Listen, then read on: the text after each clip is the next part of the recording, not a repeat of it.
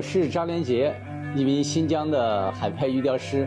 在新疆的金银错工艺的基础上，我们又做了金银丝镶嵌，就运用这个显微镜，把金丝做成头发丝的1/3细，在显微镜下看得比较清晰。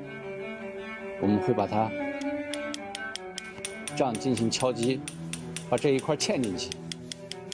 因为它开槽是开燕尾槽，嵌完以后呢，我们进行再修饰，这样做的更加精细，线条更加优美。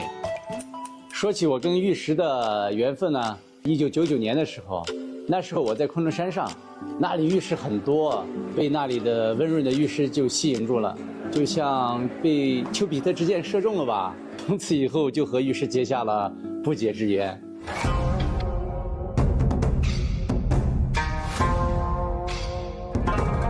在创作的时候，我喜欢把和田玉的温润和海派玉雕的细腻融合在一起。说直白点，就是玉雕界的混血儿。这种工艺是5种传统工艺的融合，有金银错工艺、金银丝镶嵌、大漆、天然矿石颜料、微雕。我们其实就是把这5种传统工艺的融合成我们现在的这种工艺。我觉得每一块玉石都有它自己的故事和灵魂。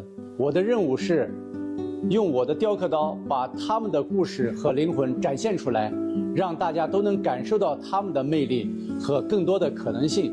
这5只，那一只6只放这，你看这个还裂透了。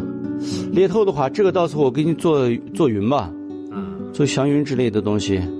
这边还是以花鸟件为主。其实这个白浆这就做一个富贵牡丹之类的花，或做一个玫瑰花。这件和田玉作品是以5星出东方来为题材设计的，因为当时在博物馆呢看到了这件文物，想让它文物火起来，因为我们这个金银丝镶嵌和釉彩的工艺，就把它复刻到和田玉上。玉雕这门艺术就像一场奇妙的冒险，需要我们用心去感受，用手去创造。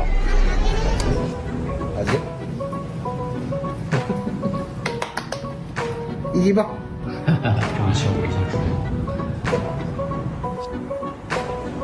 希望我的作品能够给大家带来玉雕的快乐和乐趣。